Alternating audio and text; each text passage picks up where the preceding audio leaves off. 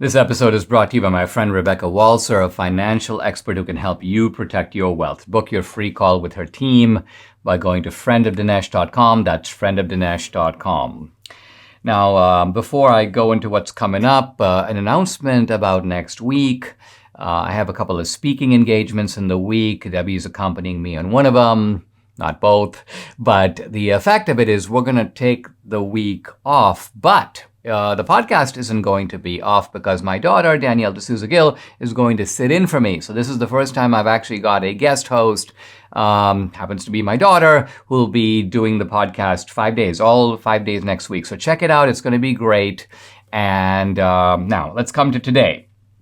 I'm going to draw on the work of investigative reporter John Solomon to show how the Biden regime has been outsourcing its censorship, using intermediaries to communicate instructions to high-tech platforms, all to conceal blatant violations of the First Amendment. Debbie joins me. We're going to talk about a bunch of issues, including Herschel Walker, the Biden-Venezuela prisoner exchange, and I'll offer a surprising answer to the question, who are the happiest people in America? This is the Dinesh D'Souza Show.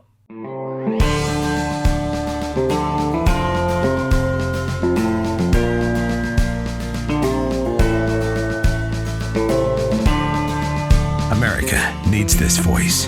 The times are crazy. In a time of confusion, division, and lies, we need a brave voice of reason, understanding, and truth. This is the Dinesh D'Souza Podcast. I've long said that there is a real shortage, a real paucity of real investigative reporting occurring on our side, on the right side. The left does a lot of digging to find facts that seem to support their worldview, put it out there, use it to expose people, expose institutions, expose networks and relationships. And sometimes their investigations misfire or backfire. A good example was Russia collusion. But look at the energy and tenacity and persistence with which they push these. Well, I'm happy to say there's a very important investigative report coming out from our side, and I want to give credit to the reporter John Solomon. John Solomon is the key figure in a site called Just the News, justthenews.com. And his latest report focuses on, let's call it, outsourcing censorship. Outsourcing censorship. So what do we mean by this? Well, what we mean is that you've got a Biden administration and you've got its left-wing operatives and apparatchiks, and they want to shut down the other side. And they especially want to shut down the other side pre-election. So pre-election, we're not talking about the Biden administration. We're just talking about the left. Wants to shut down the other side, and they want to shut down the other side now that they are in power. But how do they do it? It's difficult for them, they know, to have open communication with digital platforms to censor people. And so someone in the Biden administration, or at least on the left, even before the Biden administration came to be, came up with an ingenious idea. And that is, even using government entities, using all these government agencies, and by the way, all government agencies are covered by the First Amendment.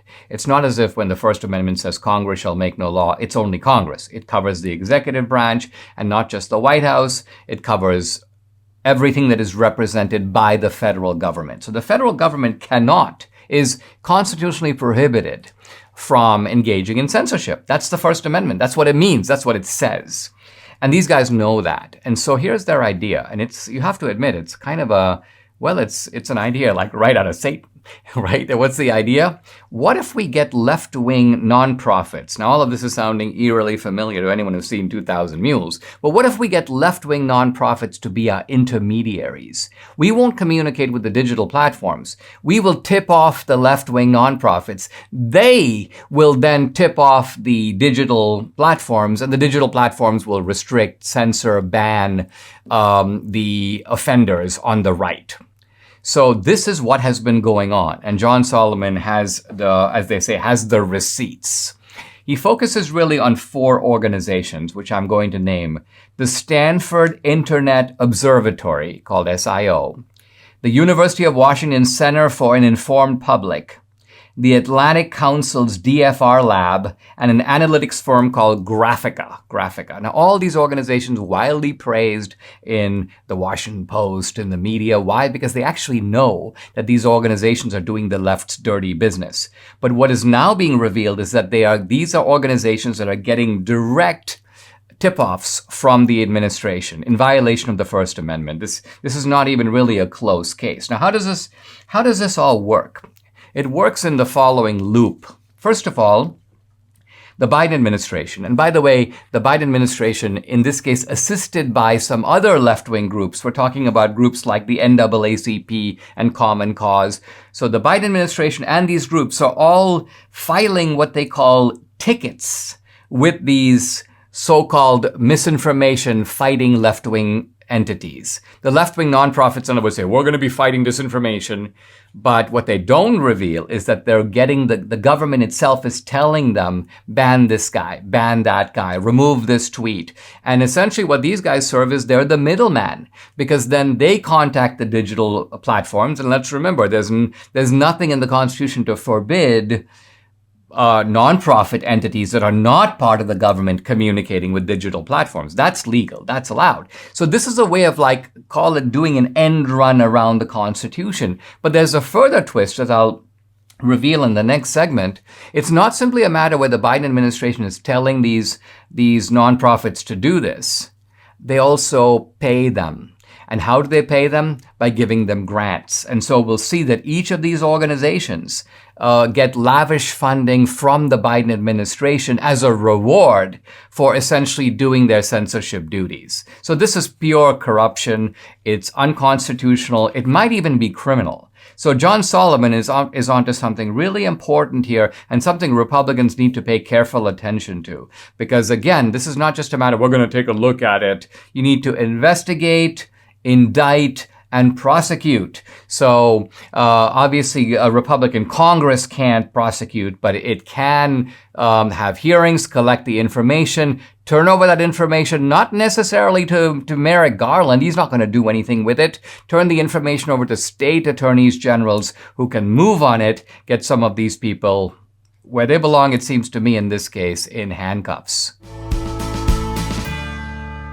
You guys have helped build MyPillow into the incredible company it is today. You've trusted in Mike Lindell to give you a great night's sleep, and this is a guy who makes one great product after another. Now, on top of the special, exclusively for my listeners on the Percale and Giza Dream bread sheets, by the way, marked down as low as $29.98, Mike is now changing the game with his 3-piece towel set. Set is made with USA cotton, making it extremely absorbent, yet still providing that soft feel you look for in a towel. The set comes with 1 bath towel, 1 hand towel, 1 washcloth. Now, typically retailing for $49.99, but now for a limited time, you can get the 3-piece towel set for the low price of $19.98 with promo code Dinesh. Don't miss out on these incredible offers. A limited supply. Please be sure to order now. Call 800-876-0227, or you can go to mypillow.com. Either way, you need to use promo code Dinesh. You've got up to 66% on the whole ensemble of products, but take advantage of it. Just don't forget to use the promo code DINESH Dinesh. I'm continuing my discussion of investigative reporter John Solomon's bombshell report on the outsourcing of censorship by the Biden regime. I'm not going to hesitate to say it. They're acting like totalitarians. They don't really deserve to be called anything other than a regime. So they have an enemies list. And who's on that enemies list? This is what is kind of revealing, because the enemies list is now been disclosed. It's been uncovered. And here's who's on the list. I'm just going to read some of the names. Real James Woods, Gateway Pundit, Donald Trump Jr., Tom Fitton, Jack Posobiec, Eric Trump, Charlie Kirk, Mark Levin, James O'Keefe, Richard Grenell, Harmeet Dillon, Breitbart News, Robbie Starbuck. So you have this list. These are the bad guys from the point of view of the Biden administration. They're also the bad guys from the point of view of these left-wing nonprofits. So they're working together to shut down the opposition. And let's remember, some of these guys, Robbie Starbuck was running for Congress. So you're talking about election interference. You're also talking about silencing important influencers in the days and weeks leading up to a presidential election. Think about this. And they don't hesitate to do this. So to look at some concrete examples, Marjorie Taylor Greene is also on the list. I'm a little disappointed I'm not on the list. Debbie goes, no. But hey, I'm a little surprised I'm not on it. But nevertheless, to look at a couple of examples, they're going after, they want to restrict Paul Gosar. Why? Because he's sharing Project Veritas videos about the Minnesota cash for ballot harvesting scheme. Hey, listen, here's some $300 and $200. We have a scene of this in 2000 Mules. And Mike Kelly, representative Republican from Pennsylvania, is dangerous because he files a law against the state's mail-in voting law. This is a Republican from Pennsylvania. Notice that Pennsylvania is a critical state. So these guys are keeping a very close eye on, we need to win Pennsylvania. Let's go after this guy. He's challenging our mail-in voting law, and our mail-in voting law is critical to achieving the result we want. So this is all very eye-opening stuff. It turns out that there's a guy named Mike Benz, B-E-N-Z. He's a former State Department official. This is the guy who did the investigative research that he then turned over to John Solomon. So this gives you an idea. When you have investigative reporting, it's not just that John Solomon goes out, finds out all the information. This information can be quite complex, and somebody has to get the information, extract it out of the government, be able to see the significance of it, then be able to go through it and identify what's really going on here, because these people do a lot to try to cover their tracks. Well, Mike Benz deserves credit.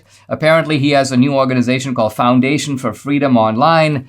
This is the guy that got the goods. And he says this. There are a couple of very interesting quotes from him that I want to relay. One, if you trace the chronology, he says, you will find there was 18 months' work of institutional preparation to create this very apparatus that we now know played a significant role in the censorship of millions of posts for the 2020 election and has ambitious sights for 2022 and 2024. So the burning relevance of this is that this operation is still in effect. The Biden administration is going to continue, and is probably doing it as we speak, continue to feed information to this consortium of left-wing groups that, by the way, are also receiving bribery grants from the Biden administration. You do our work, and then mysteriously large amounts of money that weren't coming your way before begin to flow in your direction. Essentially, what Mike Benz says is he says that even though they shut down the Ministry of Truth, this is how they are carrying it out. He goes, amazingly, there are so many Ministry of Truth functionaries within the Department of Homeland Security. And Representative Andrew Clyde of Georgia, Republican, is like, this is stunning. This has to be stopped. We have to have hearings on this post-November. He says, I'm drafting legislation called the Free Speech Defense Act that, quote, would prevent the federal government from labeling anything through a proxy entity, like a social media company, as disinformation, labeling it as misinformation, or even labeling it as true. See, think about it. The government has to have no role in this. The government is not allowed to manipulate, if you will, the free speech debate in America. They've got to stay out of it. And for the most part, in the past, they did. But now we have a left that is okay with censorship, that doesn't want to cross swords with its opposition, doesn't want to have a debate. Think how difficult it is to get any of these guys to debate me. If I could, I'd have them on the podcast all the time. I'm happy to engage one-on-one with my opponents. Debbie's like, you should bring someone. The other day we're talking about bringing someone who's an atheist, which I probably have more luck doing that than trying to find somebody who's on the left. So the left wants to shut us down. This is a really devious scheme that they have been employing sub rosa, or in an underground way, to carry this out. All kudos to Mike Benz and John Solomon for exposing it. But exposition is only the first part of reform. Exposition needs to be followed by, if necessary, prosecution, certainly by investigation. Most importantly, this shenanigan has got to be stopped. What some of us would do just to be young again, the simple things like climbing stairs, getting out of bed, taking a walk, aren't that simple always. Too many aches and pains, but they can be, because thankfully now there's a 100% drug-free solution to the aches and pains. It's called Relief Factor. Relief Factor supports your body's fight against inflammation. That's the source of aches and pains. The vast majority of people who try Relief Factor love it. They order more because it works for them. Debbie's a fan. She can finally do the exercises she loves, like planks, push-ups, even a stationary bike, all thanks to Relief Factor. It's been a game changer for her and for so many people. You too can benefit. Try it for yourself. Order the 3-week quick start for the discounted price of only $19.95. Go to relieffactor.com or call 833-690-7246 to find out more about this offer. That number again, 833-690-7246. So go to relieffactor.com. Feel the difference. Debbie and I are here for our Friday roundup, and I'd like to start by talking a little bit about Elon Musk and Twitter. I was a little surprised. It seemed like Elon Musk was pulling away from the Twitter deal. It's almost like he had regrets. Some people thought he was trying to negotiate to get it for a better deal. And then suddenly, almost unexpectedly, Elon Musk turned around and goes, I'll buy Twitter. I'm going to buy it for the price we talked about, we agreed on. And it looks like this is now going through. It's not like it's without obstacles, but it looks like it's going to happen, which means that we will have a free speech guy in charge of Twitter. And that alone is exhilarating. I mean, that's really good news. I'm thrilled this is actually happening. And a good day for free speech in America. I mean, it really is. But what it's really telling that we have to have someone that gets it to buy a platform like this so that we can have free speech. I mean, it's so ridiculous. You know, when I was fighting about free speech in Venezuela and all of those things, I would always talk about, well, you know, in America we have free speech. Now I'm not so sure. And so it really is telling that you have to have a gazillionaire, you know, buy a platform like Twitter to do that, because really it should be, these platforms should be a debate. I'm not saying that I want for him to have a right-wing platform. In fact, that would be kind of hypocritical of us to say, right? But we need to have a platform where we can all discuss our ideas, our opinions without being canceled. This is really what the platforms promised when they went begging for federal protection. This is what they said they would be. They all made proclamations about a free and open public square. So it's really interesting to me how, you know, Silicon Valley had a libertarian thrust. And I thought to myself, how did these libertarians, who at least came out of the gate strong believers in freedom, get sort of seduced and corrupted by the left? I think the reason that happened is because libertarianism by itself doesn't stand on anything. It stands on freedom, yes, but the moment you say I'm standing on freedom, the question becomes freedom for what?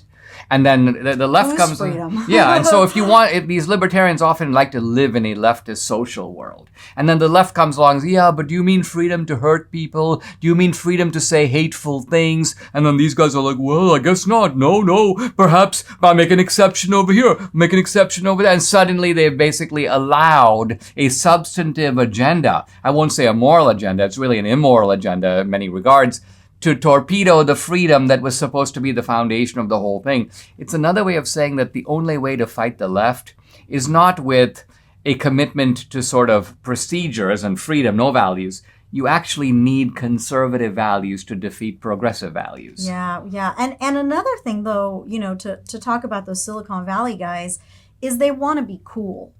And maybe our side and our free speech arena, maybe it's not cool enough for them. You know, they themselves don't want to be canceled. So they have to be on the side of the uncancelable, right? So this is, and it goes back to your secret censors that you were talking about in the last two segments.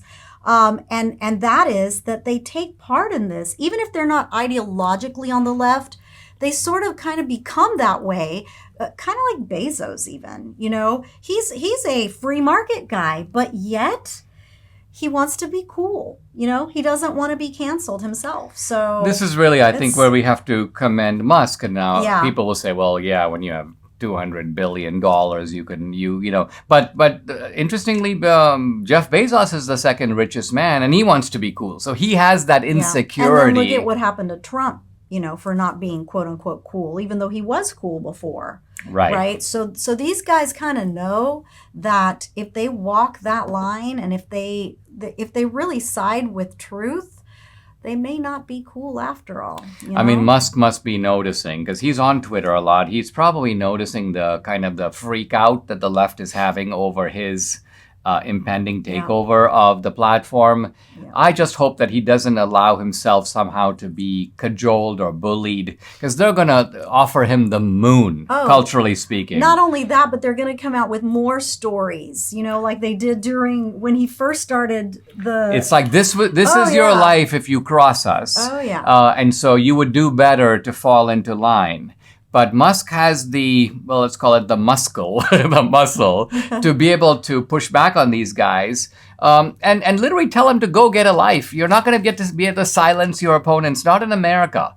And probably the reason you want to do that is you're afraid your arguments stink. You can't survive in an open combat of ideas. That's why you're trying to shut your opponents down. It's not that they're triggering you. They're outwitting you. They're smarter than you. Even though you outnumber them, even though you have the big megaphones, they have the better content. That's where the censorious impulse comes out. Wouldn't it be nice if I can shut down my opponent? So kudos to Elon Musk for maintaining, at least so far, this strong commitment to free speech. And it's just going to be fun to see that on Twitter again. I'm going to love it. Tweet away. Homeowners, beware, you could already be the victim of home title theft and not have a clue. Some cyber thief may have already forged his name onto the title to your home. Here's how you find out. My partners at Home Title Lock have a special free offer for my listeners. Go to HometitleLock.com and simply enter your address for your free, no-obligation home title scan. This is how you discover if a cyber thief is already camping on your home's title. Look, the title to your home is the only document that proves you own it. And once he forges your title, he can take out loans on your home or forge your name stating he's the new owner. First things first, let's make sure your home's title is securely in your name. You can do that now by going to HometitleLock.com. Use my promo code RADIO. Then enter your address for your free, no-obligation home title scan. That's a $100 value, free. Again, that's HometitleLock.com, code RADIO. HometitleLock.com, code RADIO. I talked earlier this week about Biden's prisoner exchange with Venezuela. And of course, I felt a little silly doing it because I didn't have the Venezuelan to weigh in on that. And Debbie was, actually, I don't think you were at the podcast that day. I wasn't. I was waiting for a FedEx package that never came. Yeah, 2 days of staying home from the podcast because I had to sign for this. Debbie even did a stinging tweet about FedEx, basically saying, wait a minute, you used to be a great company. What happened? What happened? Why is it the case now that when you say, remember the old FedEx ads? Absolutely, positively and overnight. The thing about this particular package is that, if it says it's coming on a certain day and it doesn't come, okay, well, it'll come. But I had to sign for it. So I had to be home, right? So this is annoying. FedEx. Anyway, I came on the podcast. I talked about the Venezuela exchange, and what do you make of it? This is Biden's getting some credit from the families, right? Of course, and the only people that benefit from this exchange are the families, because America certainly doesn't benefit from it, and of course Venezuela does, and doesn't. The Venezuelans don't. Not the Venezuelans. The regime. The illegitimate regime. And make no mistake, it is an illegitimate regime. Okay, I'm saying it right now. And so I predicted this before the election, before 2020. I said, if Biden wins the presidency, the Maduro situation is going to be open season. All of the sanctions are going to be, dismissed. they're going to do whatever they want to do because that's the way regimes Well, act. interestingly, the Biden people, they do not like to be called illegitimate in any way. No, of course not. But it's interesting their kinship with Venezuela, because suddenly they're like, we're going to start dissolving the sanctions. Oh, of course. And I predicted that because that is what happens with a leftist regime in America, liberals that don't know how to resolve issues in foreign policy. And I even talked about the Bergdahl exchange. What came of that? Well, what came of that, the result of that was the Afghanistan fiasco, because that wouldn't have happened if those prisoners that were exchanged for Bergdahl wouldn't be back in Afghanistan doing shenanigans like they were. I mean, 5 right? seasoned Taliban commanders released by Obama, supposedly detained temporarily in the Middle East, but pretty soon they're all back in the field. And not just in the field as combatants, they were that, but also in the government. Right. These are obviously people of political influence who are now part of the Taliban regime. They were the ones who were celebrating the fall of Kabul. And I'm sure Obama was looking now. The interesting thing is, what was his reaction? I'll tell you his reaction. He was thrilled with what he did. I'm sure he was. And now the exchange it's the Citgo 5, and then there's one more guy, and then a Marine from America that was in there since 2020, and he was tortured, and it was horrible. And in fact, his mom was going to come on the podcast, and she was just too distraught to do it. So it was a very sad situation. But the exchange was with 2 of Maduro's criminal nephews, 2 of them. Criminal nephews, and make no bones about it, these guys are bad guys, really bad guys. And so Maduro keeps doing what he wants to do. He doesn't care. America's never going to do anything to him, going to keep him in power for however long he lives. And meanwhile, Venezuela is still starving, and the regime keeps getting richer and richer. And so now, most recently, Biden has been talking about lowering the sanctions on Venezuela to allow Chevron to pump some Venezuelan oil. But think about that. Biden doesn't want to pump our own oil. He wants to pump Venezuelan oil because it props up and shores up and strengthens the Venezuelan regime. He also puts US dollars into Venezuela because if we buy that oil, they get American money in exchange for it. So look at the way. You notice that when leftists come to power in the United States, they want to make friends with Iran. Let's do the Iran deal.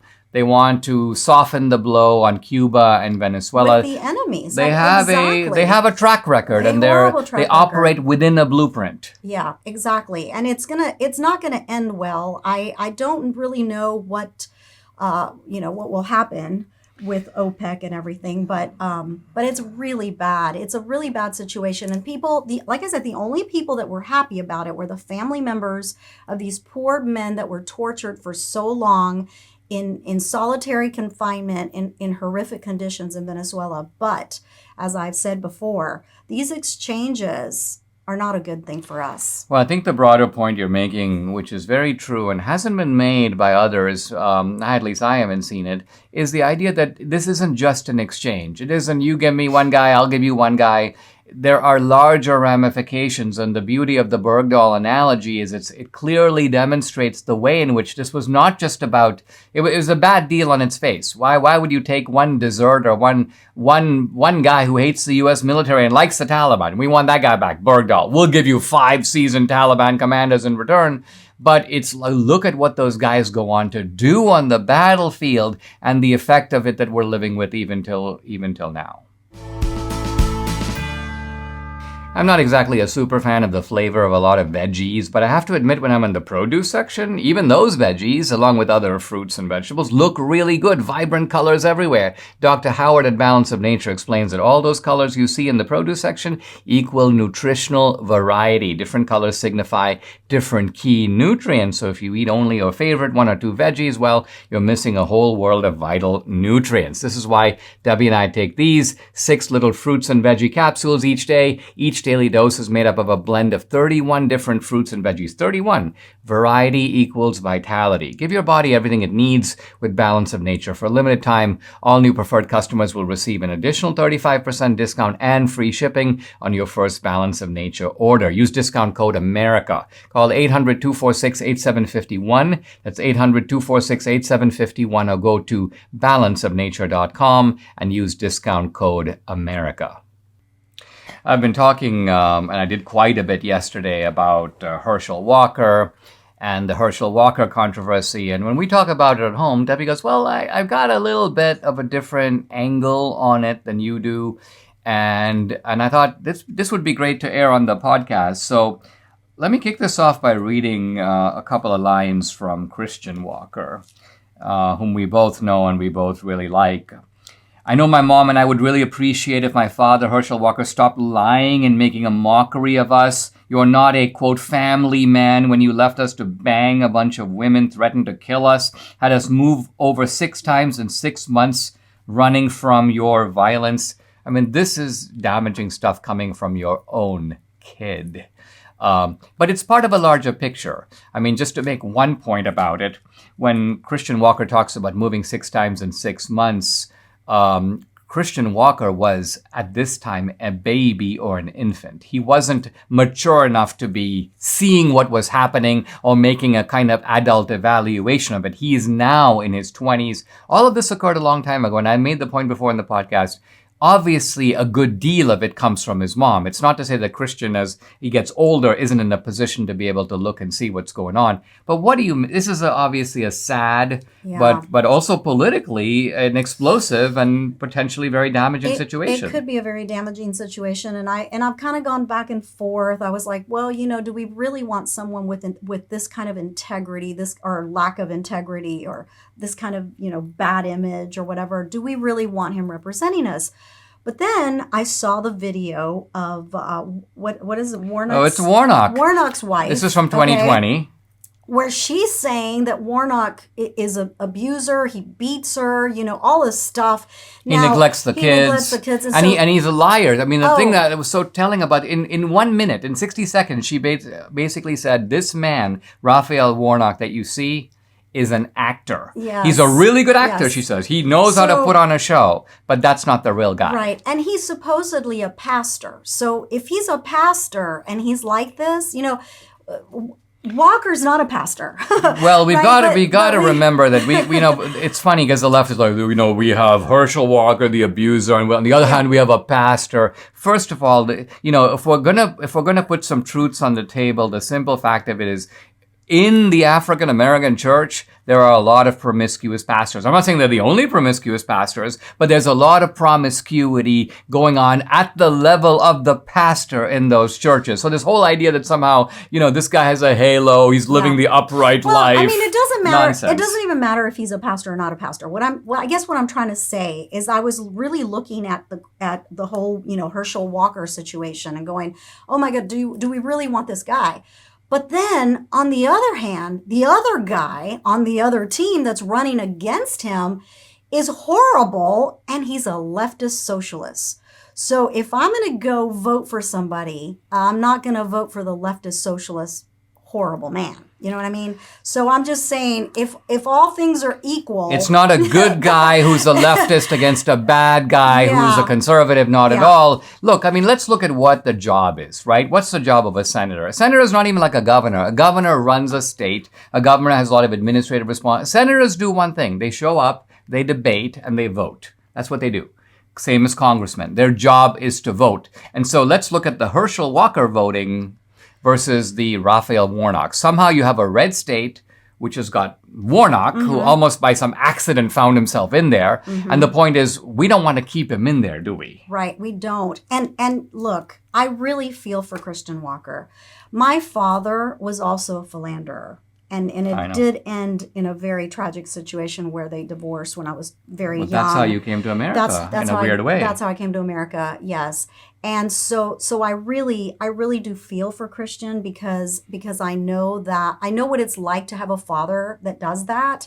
But at the same time, in this situation, in the time we find ourselves in, We want a country that that is not going to go the way of my home country, right? And so we have to just keep things in perspective. While I really feel badly for him, I really don't want Herschel Walker to lose this election. I mean, I see the left's playbook here. This is a playbook they tried with Clarence Thomas. This is a playbook they've tried with Trump, with Kavanaugh. They don't care about the truth. I'm not even sure that half of this stuff, or any of it, to be honest, being said about Herschel Walker is true. Oh yeah, we have a note card signed with the distinctive H signature that he uses. It's so easy to trace that. Big deal. How do we know that's even really his signature? He says it isn't. He says, so what we're getting at here is we are so eager, and often our premise on the right is to accept the premise of the other side and then evaluate. What should we do in this awkward situation? As opposed to you're releasing this information in your familiar bombshell style 30 days before the election because you know there's not enough time to fully process the facts. And not to mention their candidate. Their candidate is being covered for. There's not. Look for media reports on Raphael Warnock's wife. You won't find them. You got to go back and dig and search in 2020. Exactly. So the media covers for one guy and they're launching systematic hits on the other guy in the expectation that we would be dumb enough to fall for it. If you want to know what the left's real plan is for your kids, just look at the reaction to the work that Patriot Mobile did in multiple school districts in Texas. The left is losing their minds. Well, Patriot Mobile is America's only Christian conservative mobile phone provider and a force for conservative values. This is because they take a portion of your bill and fund conservative causes and candidates who believe in the sanctity of life, freedom of speech, the Second Amendment, and they're winning. Patriot Mobile has affordable plans for you, your family, even your business. They offer the same nationwide coverage as the major carriers because they use multiple major networks. Plus, you're supporting conservative values with every call. Go to patriotmobile.com/Dinesh or call 972-PATRIOT. Get free activation with the offer code Dinesh, that's DINESH. Special discounts are also available for veterans and first responders. Join our movement. Make the switch today and a difference tomorrow. The site is patriotmobile.com/Dinesh, patriotmobile.com/Dinesh, or call 972-PATRIOT. I saw a very interesting study that had me sort of not only chuckling, but I thought I got to have Debbie on. We got to talk about this jointly in a segment because the study was conducted by a very reputable guy. This is Brad Wilcox, along with his associate Elise Elhage. He's a professor of sociology at the University of Virginia. He's editor of a journal called Family Studies. He's a prominent scholar in academia, very well respected. And his study is really simple. Who are the happiest people in America? Now, he begins the study by saying, and I'll relay the study in brief, and then I want Debbie to kind of weigh in on it. He basically goes, we're told everywhere marriage is an outdated institution, particularly for women. There are always profiles, and he points to one from Bloomberg saying that women who stay single and don't have kids, they earn high incomes. Their per capita income is going up, and then he goes, but the message we get from the media that marriage is bad, and marriage is especially bad for women, could not be more contradicted by the facts. And he goes on to conduct this survey asking basically, who are the happiest people in America? Who are the most prosperous? Who have the most self-satisfaction with their life as reported by themselves? And it turns out that married women, and he'll go on in the study to say married conservative women in particular, are the happiest people in America. First of all, he shows that married mothers ages 18 to 55 have a mean household income of $133,000. Why? Because obviously we're talking about the mother. She may or may not be working, but either way, when you're looking at the household income, $133,000. For women who are single, childless single women, 18 to 55, $79,000. So basically half. So they're financially less prosperous. And number two, 33% of married moms ages 18 to 55 say they are, quote, completely satisfied with their lives compared to 15% of single childless women. Wow. So I know what do why. you make of Oh, that? I know why. Let's talk about why. Yeah. So I think when a woman doesn't ever marry, okay, like I'm saying, I'm going to put it, 40 plus, right, and unmarried. A lot of times it's because you number one, you're extremely picky. You want, You Prince have Charming you or have whatever. a checklist. You have a checklist. Nobody meets it. And so you're a very demanding kind of person. So I think people that are that way, women that are that way, are just they're just unsettled in their ability to be satisfied with anything. And so I don't see it as a surprise that just because they're single, right, means that maybe they are just never satisfied with anything or anyone. So it doesn't surprise me at Well, all. I think they bring a vibe to men that essentially says, what have you got to offer? Yeah. And they're not self-conscious. In other words, the question never occurs to them, what do you have to offer? In other words, what are you bringing to the table? What makes you so great? Yeah, you have this long Yeah. checklist. How would you like it if some man took out his checklist and started checking Yeah. you against it? Now, did this article also talk about the fact that a lot of the conservative married women are very religious? Well, it talks about the fact that Because that, I think, has a lot to do with it. When you know that there's a higher power that takes away your worries, when you're just feeling down and out, you really do rely on that spiritual guide. And these single women probably are atheists or non-religious. And so that could also play a role. Well, the author concludes, I'm not quoting him, giving of ourselves to others, especially to our spouse, our kids, our community, and I think he would extend the point to faith. You're finding meaning in life, and you're finding meaning in others, whether it's a higher power, whether it's the people around you.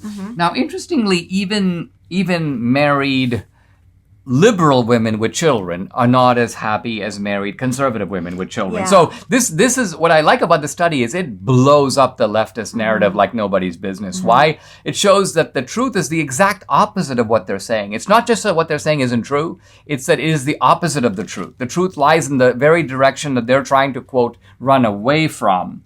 Yeah. And another thing too is that we're always blamed that we're very judgmental people. But in truth, I believe it's the exact opposite. And I think when you are constantly judging people and you're constantly belittling people and not wanting to accept their belief system or what, it not only does it break friendships, but it also makes you really miserable inside as a person. And so I think, I love this I mean, there are study so many corrupt academic studies. Here's a solid one that comes to, I think, it's an academic study that validates common sense. Common sense would tell you that, hey, if you're in a family, you've got a spouse to go through life with, you've got kids who are going to not only look up to you, you can educate them, they will at some point take your place. All of this offers benefits, emotional benefits, spiritual benefits that you're not going to get if you're sitting in your own apartment all by yourself. It's obvious, and yet it's good to see academic research corroborating the point. I'm going to conclude my discussion of Odysseus in the land of the dead, the so-called Nequia, by closing out with Odysseus's encounter, very brief, almost ephemeral, quick-passing encounter with Hercules, the greatest of the Greek heroes. Hercules stands above. And of course, Hercules himself had made a journey to the underworld. He had made a journey to the underworld to bring back Cerberus. So here is Hercules, and now, of course, Hercules is dead. He's in the underworld, and he's the last guy that Odysseus encounters before Odysseus is essentially overwhelmed, stricken with a kind of fear about staying in the underworld. I mean, here you are among the dead. You're not dead. So here's Odysseus, by the way, inhabiting that middle space between life and death. And interestingly, we can see the Nequia as a way for Odysseus to be detached ultimately from his past, because he sees figures here from his past. He sees Achilles, he sees Agamemnon, he sees Ajax, all figures from the Iliad. This is the way of sort of leaving that past behind. And Odysseus here is going to look forward to his future, because after this, we will see Odysseus making his way home to Ithaca and dealing with the serious problems that await him there. Now, when Odysseus sees Heracles, Heracles immediately recognizes him. And this itself is significant. One great hero, the greatest of the heroes, recognizing Odysseus immediately, and therefore, in a sense, elevating Odysseus also to the top ranks of Greek heroes. And then, says Heracles, Odysseus, master of every circumstance. He's praising Odysseus. You are a master of dealing with whatever situation you find yourself in. So you are also tortured by the weight of fortune, as I was when I lived beneath the sun. Hercules says to Odysseus, in effect, you're a bit like me. I had these ordeals, these famous so-called labors of Hercules, and you have had your adventures, your labors to bring you to this point. And so our fates run parallel. And that's all he says. And then Hercules moves away. But let's think of what has been accomplished here in this very short exchange. Suddenly we find Odysseus standing, you may say, shoulder to shoulder with the greatest of the Greek heroes, and the greatest of the Greek heroes himself, Hercules, taking the initiative to speak. Odysseus doesn't actually say anything. It's Hercules who basically says to Odysseus, you're like me. We've had sort of a similar path. And I want to have us come back to the question. Let's remember what's going on. Let's back up. Let's take the big view. Odysseus is narrating his adventures in the underworld to the Phaeacians. And think of the effect on the Phaeacians when they hear that, first of all, not only do you have a guy, Odysseus, by the way, a guy who's known from the Trojan horse and the Trojan War, and here he is in the underworld, and he's obviously made it out alive because he's sitting here with us, the Phaeacians. But now we hear that he met the greatest of the Greek heroes, and the greatest of Greek heroes compared his own situation to Odysseus. So all of this has the effect of elevating, of magnifying Odysseus. And let's remember Odysseus's objective. It is to build in the Phaeacians a desire, an enthusiasm to help him to get home to Ithaca. And so one can now look back. We've covered 4 books. This is really all the way from books 9 through 12. And we are in the kind of flashback of Odysseus's adventures. His adventures with the Lastrygonians, the giants, his adventures with the Cyclopes, his adventures with Aeolus, the king of the winds. And so and now the Nicaea, the underworld. And so think of the kind of knockout impact that Odysseus is having on the Phaeacians. And yet there's a lingering question that I think Homer himself is planting in our mind that we need to think about, and that is any of this even true? All of it, let's remember, all of the adventures of Odysseus, the flashback, is narrated by Odysseus. And now, it is the case that Odysseus didn't make it all up. There are some scholars, very few, who think that maybe Odysseus just conjured the whole thing out of his imagination in order to have this desired effect on the Phaeacians. But we know that that's really not true, because there are, early in the narrative, Homer himself talks about Odysseus among the Cyclopes. He talks about Odysseus on the island of Calypso. So here you have the omniscient narrator corroborating the narrative of Odysseus. But it should not escape our attention that Odysseus might have not so much elaborated or made up stuff, but rather foregrounded certain things in the narrative. I want you to focus on this. I don't want you to focus on that. Let's not focus entirely on what I was doing when my men were lost. Let's focus totally on what they did that was so foolish that caused Zeus to strike them with a thunderbolt. So here's Odysseus, in a sense, crafting his narrative. And let's remember that Homer's doing that too. That's the Odyssey. Homer crafts his narrative. He begins where he wants to begin. He then moves the narrative in the way that he wants, and he ends where he wants to end. So this is what bards do. And so Odysseus, in this part of the narrative, is sort of playing a bard. Odysseus is sort of telling his story in the same way that his story is embedded inside of Homer's story. And that double effect gives us an idea of what narratives do. And what narratives and how narratives are crafted to the effect that they are intended to achieve on their intended audience. Subscribe to the Dinesh D'Souza podcast on Apple, Google, and Spotify, or watch on Rumble, YouTube, and SalemNow.com.